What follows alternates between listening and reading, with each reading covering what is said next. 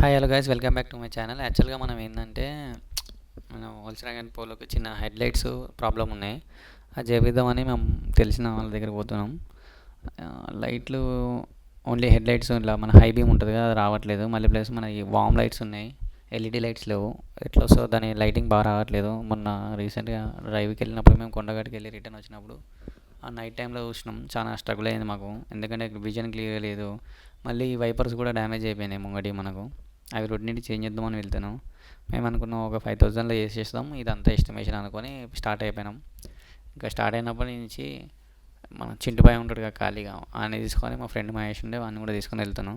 ఇంకా చింటుబాయ్ కోసం వెయిట్ చేస్తే చింటుబాయ్ వచ్చేసిండు. చింటుబాయ్ వచ్చిన తర్వాత వాడు రమ్మంటే రెడీ అయ్యి మెల్లిగా వచ్చేసిండు, ఎందుకంటే చెయ్యి ఇంకా డ్యామేజ్ సెట్ కాలేదు. ఇంకా అట్లే ఉంది, చిన్న చిన్న కట్లు కట్టించుకుంటుండు. బట్ అది ఇంకా కష్టం అనుకుంటా, దేవుడి పైన భారం వేసాడు. అది కొన్ని రోజుల తర్వాత 2 గాజులు కూడా అమ్ముకుంటాడు కావచ్చు. సరే ఇంకా టైం వేస్ట్ ఎందుకని నుంచి స్టార్ట్ అయిపోయాను. స్టార్ట్ అయిపోయిన తర్వాత ఆన్ ద వేలో మా ఫ్రెండ్ గానికి నా ఎంబీఏ సిలబస్ ఈ ఫస్ట్ సెమిస్టర్ ఈ బుక్స్ దొరికినాయి. దాన్ని పట్టుకొని షో చేస్తుంది చూడండి. మరి ఎట్లుంటుంది మాస్టర్స్ షూటింగ్ పెట్టే ఈవెంట్లో పోతున్నా పెద్ద మాస్టర్ ఏం చేయాలి, బిజినెస్ డీల్ చేసి మొత్తం చదువుకొని ఇమీడియట్గా క్లయింట్తో మాట్లాడతా. ఏం చదువు కదా వెళ్ళదంటే అకౌంట్స్ మొత్తం బిజినెస్ ఎంత బీకామ్ బీబీ అని చేసిండు.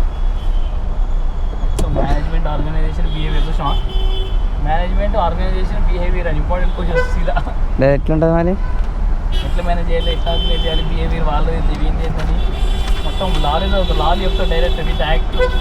అంటే ఏం చేసినా ప్రొఫెషనల్గా చేయాలి, అన్ప్రొఫెషనల్గా చేయొద్దు. దేని దాన్ని కూడా ఇంకా లొకేషన్కి వెళ్ళిపోయినాం.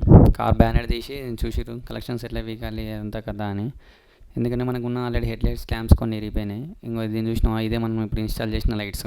జస్ట్ ఇవి ఓన్లీ 2 లైట్స్కే 6500 అంట.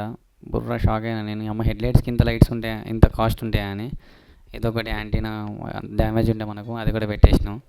ఇంకా అన్బాక్సింగ్ వీడియో చూడండి, దాంట్లో ఎన్ని లైట్స్ వస్తాయో. బాక్స్ మాత్రం బాగుంది, బిల్ క్వాలిటీ. లోపల ఎన్ని లైట్స్ వస్తాయో, 2 లైట్స్ అని చెప్పిన. యాక్చువల్గా 2 లైట్స్ అవి ఓన్లీ మనం హై బీమ్లా ఇన్స్టాల్ చేసుకున్నాం. రెగ్యులర్ లైట్స్ మనకు ఉన్నాయి. ఒకటి మినిమం 3000 పడింది. ఎందుకంటే ఇంకా ఫిట్టింగ్ స్టార్ట్ చేద్దామని అన్ని టూల్స్ ఇస్తున్నారు, అంటే మన హెడ్ లైట్స్ అన్ని ఎక్విప్మెంట్స్ ఇస్తున్నారు. దాని తర్వాత మా హెడ్ లైట్ ఇప్పిన తర్వాత దాని ఇన్స్టాలేషన్ ప్రాసెస్ నేను ఏమనుకున్నా, మామూలుగా బల్బు తీసి బల్బు పెట్టడం అనుకున్నా, కానీ చాలా పెద్ద ప్రాసెస్ ఉంది. ఎందుకంటే ఈ ఎల్ఈడి లైట్స్ ఎక్స్ట్రా ఫిట్టింగ్ లాగా కాబట్టి దానికి ఆ ఫ్లక్స్ పెద్దగా ఉన్నాయి, సెట్ కావాలన్న ప్రాసెస్. పెట్టిన తర్వాత వర్క్ చేసిన చెక్ చేసిన తర్వాత ఫిట్ చేద్దామని చేసిన. వీడు ఇంకా ఆల్రౌండరు, ఎట్లయినా మెకానికల్ ఇంజనీరింగ్ చేసిందని చెప్పి అన్ని మెకానిక్ వర్క్ చేస్తూ ఉంటాడు. వీని చేతిలో ఏదైనా వర్క్ పెట్టినామంటే చాలు, అది దాన్ని గిలికి వాడు తింటాడు. ఏదో ట్రై చేసి కొత్తగా ఏదైనా చేయడానికి ట్రై చేస్తూ ఉంటాడు ప్రతిసారి.